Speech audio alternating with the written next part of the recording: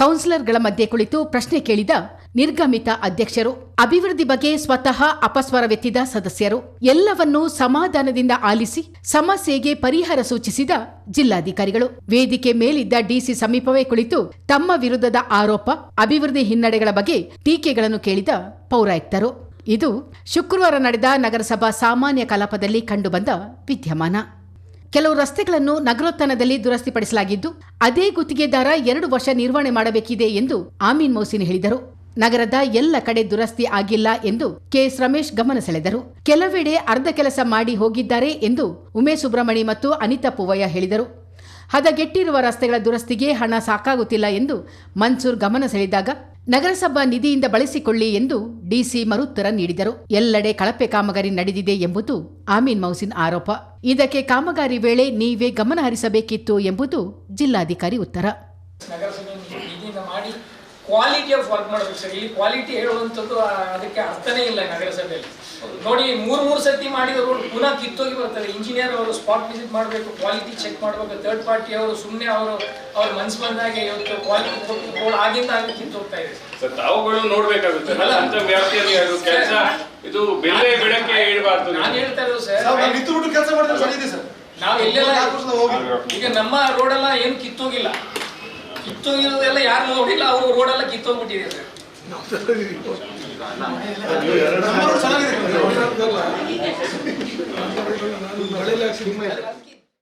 ಮಾನ್ಯ ಜಿಲ್ಲಾಧಿಕಾರಿಗಳು ಸ್ಟ್ರಿಕ್ಟ್ ಆಗಿದ್ದಾರೆ, ಗೈಡ್ಲೈನ್ ಪ್ರಕಾರವೇ ಅನುದಾನ ನೀಡುತ್ತಾರೆ ಎಂದು ಡಿಸಿ ನಗುತ್ತಲೇ ಹೇಳಿದಾಗ ಸಭೆ ನಗೆಗಡಲಲ್ಲಿ ಮುಳುಗಿತು.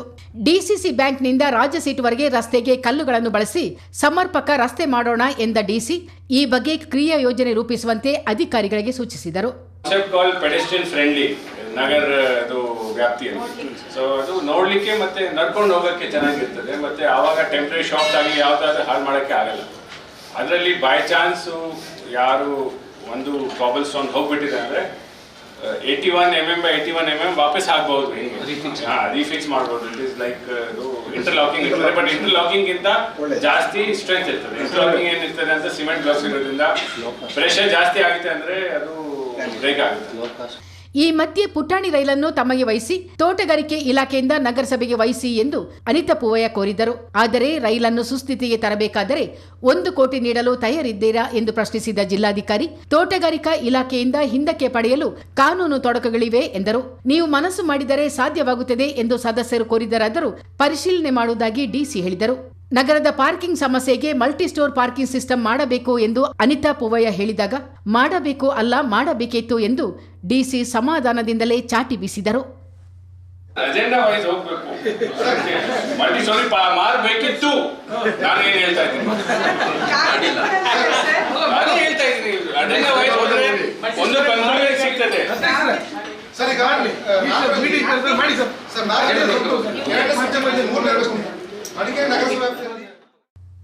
ನಮಗೂ ಅನುದಾನ ಮೀಸಲಿಡಬೇಕೆಂದು ನಾಮನಿರ್ದೇಶ ಸದಸ್ಯರು ಪ್ರಸ್ತಾಪಕ್ಕೆ ಕೆಎಸ್ ರಮೇಶ್ ವಿರೋಧ ವ್ಯಕ್ತಪಡಿಸಿದರು.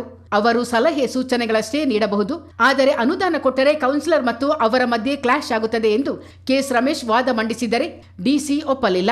ಅನುದಾನ ಕೇಳುವ ಅಧಿಕಾರ ಎಲ್ಲರಿಗೂ ಇದೆ, ಆದರೆ ಅದನ್ನು ಪರಿಶೀಲಿಸಿ ಬಿಡುಗಡೆ ಮಾಡಲಾಗುತ್ತದೆ ಎಂದು ಜಿಲ್ಲಾಧಿಕಾರಿ ಹೇಳಿದರು. ಯಾವ ಕಾಮಗಾರಿ ತಗೋಬೇಕು ಅಥವಾ ಯಾವುದು ನೀಡಬೇಕಾಗುತ್ತೆ, ಅದು ಮನವಿ ಆಗಲಿ ಅಥವಾ ಬೇರೆ ರಿಕ್ವೆಸ್ಟ್ ಆಗಲಿ ಎಲ್ಲರಿಗೆ ಹೇಳಕ್ಕೆ ಒಂದು ಅವಕಾಶ ಇರ್ತದೆ.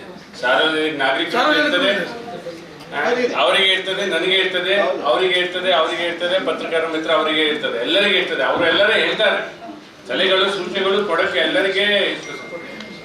ಅದು ನಮ್ಮ ಆಕ್ಷನ್ ಪ್ಲಾನ್ ಅಲ್ಲಿ ಹೆಂಗೆ ತರಬೇಕು, ತಮ್ಮ ಸಮ್ಮುಖದಲ್ಲಿ ಅದು ಪ್ರೆಸೆಂಟ್ ಮಾಡಿ ಅದು ಕೌನ್ಸಿಲ್ ಒಪ್ಪಿಗೆ ಮೇರೆಗೆ ನಾವು ಮುಂದಕ್ಕೆ ಹೋಗ್ಬೇಕು. ಅದೇ ಒಂದು ಪ್ರೋಸೆಸ್ ಇರ್ತದೆ.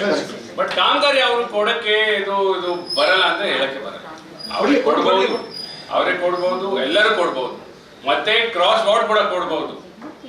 ನಿಮ್ಮ ವಾರ್ಡ್ಗಿಂತ ಅವ್ರ ವಾರ್ಡ್ ಅಲ್ಲಿ ನಿಮ್ಗೆ ಇದು ಶಾಲೆಗಳಿಗೆ ಹೋಗಕ್ಕೆ ಪ್ರಾಬ್ಲಮ್ ಆಗುತ್ತೆ, ನೀವೇ ಹೇಳ್ಬಹುದು, ಸರ್ ಆ ವಾರ್ಡ್ ಅಲ್ಲಿ ಕೂಡ ಅವಶ್ಯಕತೆ ಇರ್ತದೆ, ಆ ವಾರ್ಡ್ ಅಲ್ಲಿ ಅವಶ್ಯಕತೆ ಇರ್ತದೆ. ಸೊ ಅದರಲ್ಲಿ ಏನು ಕಾನೂನು ರೀತಿಯಾಗಿ ಏನು ಅಲ್ಲಿ ವರ್ಗೀಕರಣ ಅಲ್ಲ. ಇದೆ ಪ್ರಜಾಪ್ರಭುತ್ವದಲ್ಲಿ ಇದು ಚುನಾವಣೆತ ಇದು ಪ್ರತಿನಿಧಿಗೆ ಹಕ್ಕುಗಳು ಇರ್ತದೆ, ಅವ್ರಿಗೂ ಜವಾಬ್ದಾರಿ ಇರ್ತದೆ, ಉತ್ತರದಾಯಿತ್ವ ಇರ್ತದೆ. ಬಟ್ ಅದ್ರ ಜೊತೆಗೆ ಸಾರ್ವಜನಿಕ ಯಾರು ಆಗಲಿ ಅವರು ಸಲಹೆಗಳು ಸೂಚನೆಗಳು ಕೊಡ್ಬೋದು.